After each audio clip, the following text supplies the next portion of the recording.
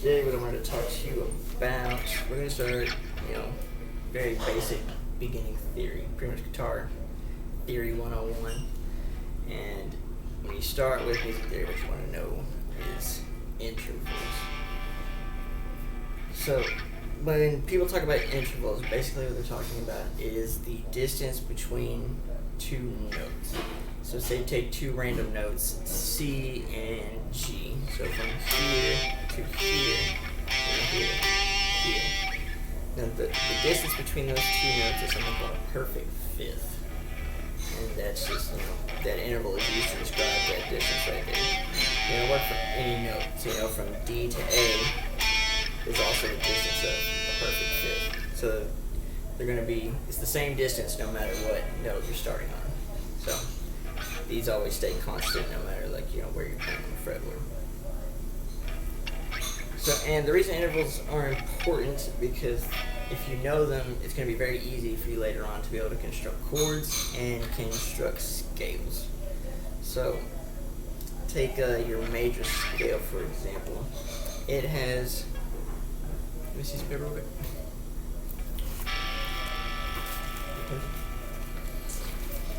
It's right over there. I don't think you ever got one, dude. Remember we started talking about, oh, there we go. Thank you.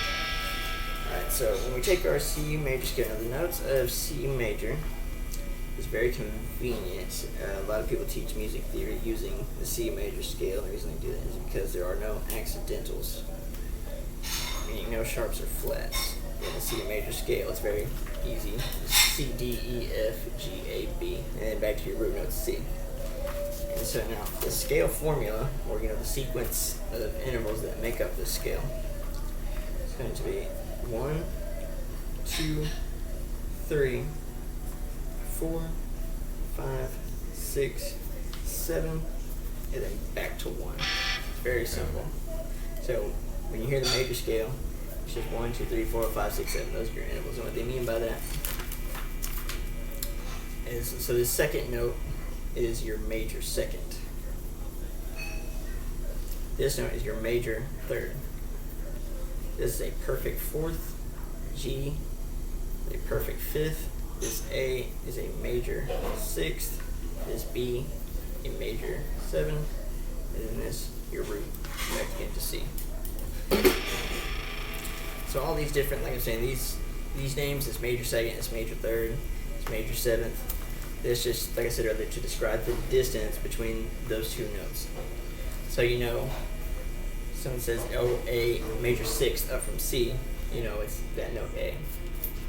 And like I said, that's, applies for any note on the fretboard. Now, so the major scale has a sequence of half steps and whole steps. And that sequence is whole step, half step, whole step, whole step, whole step, half step.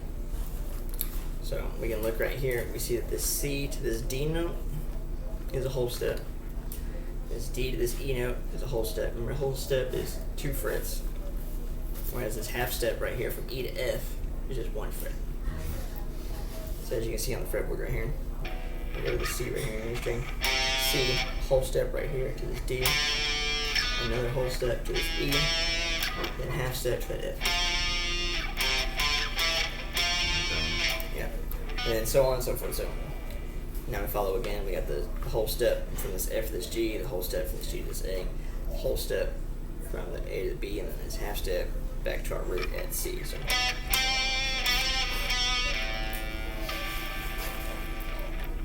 now,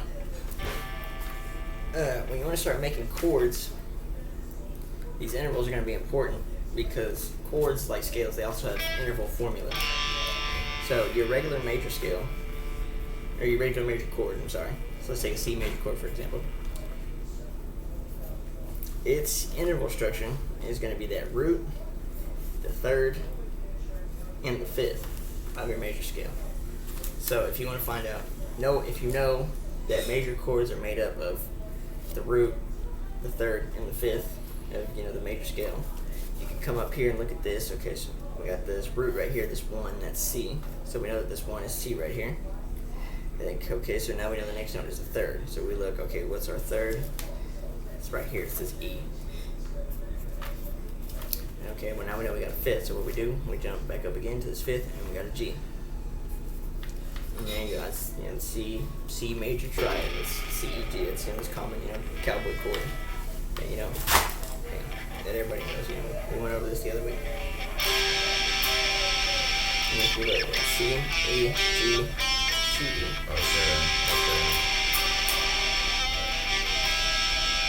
Okay. And even though we're playing 5 strings, it's those same 3 notes. Yeah. So all major chords is all made up of 3 notes. And we can take another example. We can look at it. Remember how we talked about the different shapes, the chords? Yeah. So we got, this right here. That's another C chord. But we got C. We got that G right there. There's our C again. There's E. And there's G. So, same chord. But, same set of notes, same chord, different shape. And then we can come down here to this C major right here. And that's a big note. C. That's C, E, and G, those 3 notes. Yeah. And so now, as you can see, so, everybody knows in music you have major and you have minor. So, you can see this is all major, so what do they mean when they're talking about minor? Well, basically, when you hear that anything is minor, it means that it's been flatted. So that means it's been, taken down 1/2 step. So, say I'm right here at this major second, then someone says, oh, it has a minor second. When you hear minor, in case, so it's flatted from the major second, so it's down 1/2 step. So we look on our fretboard, it's okay, this is our major second D. If we flat it 1/2 step, so this is D flat. And then, that can work for any of these, major intervals. So, say it's a major 7th, someone says minor 7th. Okay, well, I know a major 7th is this, B right here. Well, if it's flatted, it's going to be that A sharp or B flat right there. Okay. So, when you have a minor triad, similar to a major triad,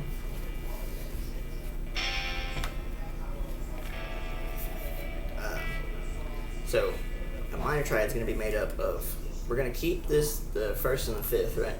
But except this major 3rd is going to turn into a minor 3rd. So it means you can go back. Yeah. If you're on the 3rd thing. Yeah, so you're going to flat that, 1/2 step to E flat or D sharp. It's the same note. And then so you'll end up with this chord right here. And pretty much when you're listening to these chords, what you want to keep in consideration when you're listening to them is major is usually associated with happy sounds, happy, bright, uplifting. Whereas your minor chords are going to be more sad,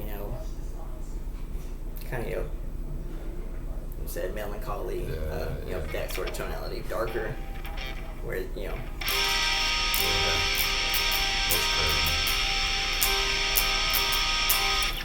and like I said, so what's causing that change in sound is you're changing these interval structures. So that's why it's important to know, because if later on say you I want to write a song and it sounds sad, well, you're not going to want to use any of these major chords or these major intervals. You're going to want to look towards more minor sounding stuff. So that's why it's important to really get a firm grasp on these, pretty early on. Really get this stuff locked down in your head, because it's really important later on. It's going to make things a ton easier. I didn't learn this stuff till a couple years in. So when I started learning how to play guitar, and once I figured it out, I was like, oh man, I wish I had learned that years ago. It made everything so much easier. So that's why I really stress this stuff, learning it from the beginning. Down the road, it's going to come in handy. All right, so now let's try and go ahead and try to map out on the fretboard where these intervals are going to be. And we'll stay in the key of C, because like I said, there's no sharps or flats. Everything, just C through back to C. Nice and easy. So, we got a couple C's we can find on the fretboard. We can find one here on the A string at the 3rd fret. We come up here to the 8th fret on the low E string. Same thing on the high E string, the safe fret. And then right here, this first fret on the B string, 5th fret on the G string, and right here, 10th fret on the D string. Okay, so now we want to start trying to find these major seconds of C major. So we know that a major second is a whole step up from C. So we go back to one of the C's we found. It's like, okay, so we go a whole step, and that'll be our major second D. So it's just. Go ahead and do that. Do it little shape right there. 3 to 5 right there. Okay. Yeah. Perfect. Yeah, that's it. You know, so like I said, on this E on the low, E on the low E right here. Low E right here, it's top string. 8th fret. Over here? Yeah, 8th fret right there. This 8th fret right here, 8 to 10. C, D. Up 1 fret, 8th fret, you're on the 7th fret. Yeah, up 1. Right there. Oh, over here. Yeah. Yeah. So, kind of got that code. But really, for today, we don't want to learn all of these. We're going to try to keep it simple. So like I said, the important ones that we really want to lock down in our memory right off the bat is these most important in the scale. Like I said, is this root, this 3rd, and the 5th. We really want to get the locations of those down, because that's how we find our chords, and then, you know, so on and so forth, or to arpeggios, and then it comes in handy when we're creating licks and creating solos and stuff like that. So, the little shape, the little pattern for most of this stuff is if we go back to this H fret right here. Your major 3rd is going to be, you're going to take your first finger and 1 fret back, 1 string down. So from this 8 on this low E to the 7 on the A.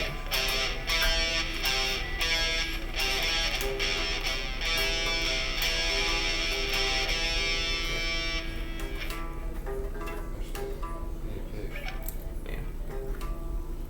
That's right though, right? Yep, that's it.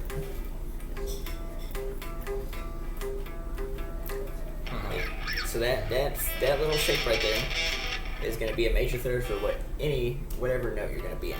So say you were in A and you wanted to find the major 3rd for A, you would come right here and B. Yeah. So that'd be, you know, A to C sharp is what the jump from A to its major 3rd. So just remember, really lock in that shape right there. When you see that shape, think major 3rd. Okay. Yeah. And now a 5th. A 5th is real easy to remember because, you know, every rock song, whether you go with, you know, pop punk song, you know, 80s hair metal song, or a lot of 70s classic rock is, you know, this little shape right here. You probably come across this power chord shape. And what that power chord shape is, that's your perfect 5th. That's your root to your perfect 5th. Not like this. Now you got it, yeah, reverse. There you go.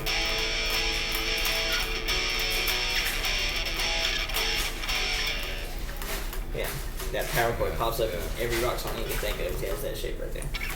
And that's what they call a power chord, is that root and that perfect 5th combo. Okay. Yeah. Yeah, So really, so now I'm going to play those in order, say, alright, so playing those 3 notes together, that's what they call an arpeggio. It's the notes of a chord just, you know, played sequentially and not harmonically, melodically. So go ahead and like hit that root, that 3rd, that 5th again. Yeah. So root, 3rd, 5th. Oh, okay.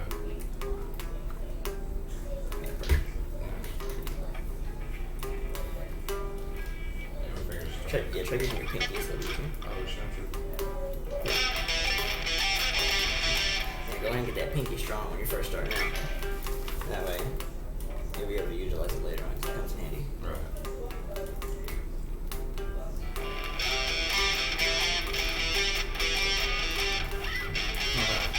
Remember, you can play it all over the fretboard too. And you know, that pattern is good for these top 3 strings right here.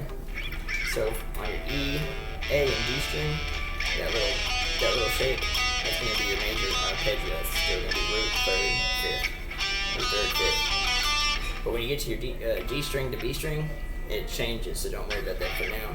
Just memorize these, getting that shape down for these top three strings, or technically bottom three strings, but we'll call them top three strings.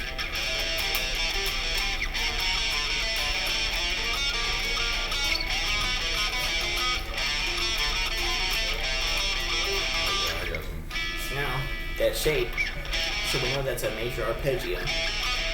So if somebody ever asks you, hey, what are the notes in a, we'll say, D major chord? Well, so you can't think of it off the top of your head, but you can come down here, find this D. Okay, I found this D, and I know that the D major chord is made up of a 1, 3, and a 5, and I know how to make that arpeggio, so now I can find out the notes. So, okay, I know I got D, and I can do the shape. So I got D, and then what's this? That's a D, and an E. That's an F sharp right there. F sharp, D sharp, and what's this right here? That's going to be A. So now we know, we can tell whoever's asking us, look at that. The notes in that chord, D, F sharp, and A. And that's why learning these intervals is important, because it really helps you map out the fretboard, start recognizing patterns, and just, generally overall increasing your knowledge of the fretboard, knowing where you want to put your fingers, and getting the sounds, those tonalities, locked into your brain. It's good for ear training, so you know when you hear that in a song, oh hey, that sounds major. And I come home later and try to figure it out. You know it's a major tonality, so you know what notes you want to hit. Okay. And that is intervals. Yes. There you go. Yeah. There you go. Now it's on there. Now press the stop button.